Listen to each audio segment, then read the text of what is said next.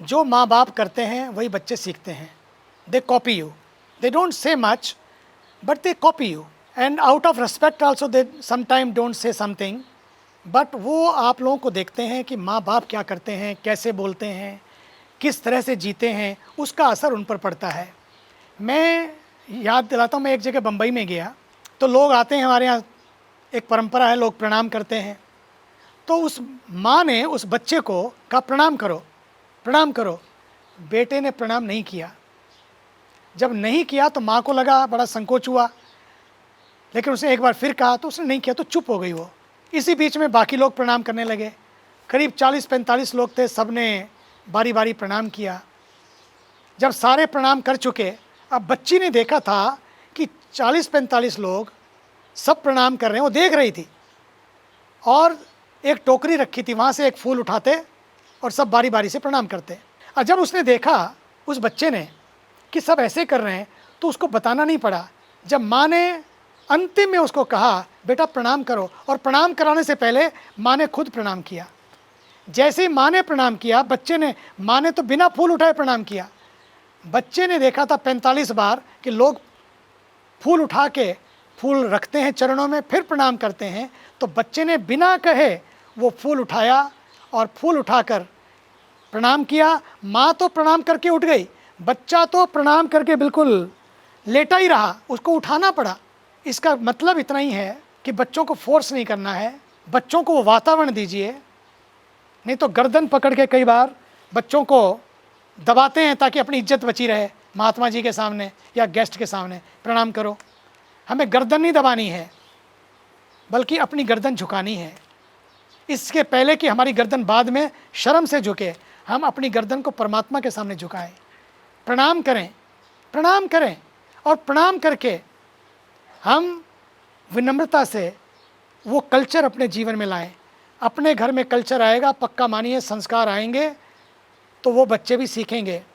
हम ध्यान में बैठेंगे तो आज नहीं बैठेंगे, कल देखेंगे वाह, when mom comes from that corner, भले उसको मेडिटेशन कॉर्नर बताओ या पीस कॉर्नर हो या मंदिर का कॉर्नर हो, जब माँ वहाँ से आती है ना, you know, mom is very different, she is amazing, she is so peaceful. तो ये जब बच्चे देखेंगे ना, तो उनको देख देख कर लगेगा एक दिन, मुझे भी लगता है जब भी वो ट्रबल्ड होंगे, जब भी कोई परेशानी आएगी, वो बच्चे आंख बंद करके बैठ जाएंगे। उनको ये पता नहीं है कि आंख बंद करते क्या हो जाएगा, लेकिन आंख बंद हो जाएगी, और जैसे ही आंख बंद होगी ना, भीतर कुछ कुछ खिलने लगेगा, कुछ कुछ खुलने लगेगा, आंख खुलने लगेगी। और फिर वो आदत जब उसको अच्छा लगने लगेगा, पक्का मानिए जब भी उसे कभी भी कुछ होगा, जब भी कहीं अंधेरे में होगा, उसको रोशनी चाहिए होगी, तो ये ध्यान की रोशनी उसके जीवन को बदल देगी। इसलिए हमारे यहाँ महाभारत को देखिए, रामायण को देखिए, क्योंकि ये सारे ग्रंथ बड़े कीमती हैं। महाभारत हमें रहना सिखाती है, आर्ट ऑफ लिविंग। गीता हमें करना सिखाती है, आर्ट ऑफ डूइंग। और रामायण हमें जीना सिखाती है, जीना सिखाती है कि कैसे जिए। भागवत हमें मरना सिखाती है कि आर्ट ऑफ डाइंग। देखिए आप, art of living, art of doing, art of living, art of dying, ये सारी चीज़ें अपने ग्रंथों से हमको मिलती हैं। ये ग्रंथ हम पढ़ें, गीता पढ़ें, अपने बच्चों को पढ़ाएं, खुद भले ही शाम को रोज़ सोने से पहले एक श्लोक ले लें।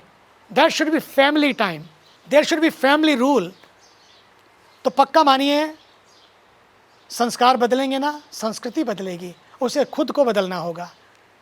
तो हमारी प्रीति, हमारी रीति, हमारी नीति, ये सारे ये ग्रंथ ही तो सिखाते हैं हमको।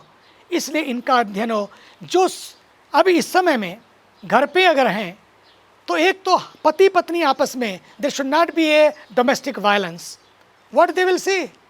Only violence. They need violet touch, not velvet touch, not violence touch. Velvet touch चाहिए उनको, वायलेंस टच नहीं चाहिए। हम बोलते कैसे हैं, किस तरह से बोलते हैं कि दूसरों के साथ, ठीक है परेशानियां हैं, दफ्तर में नहीं है, घर में है।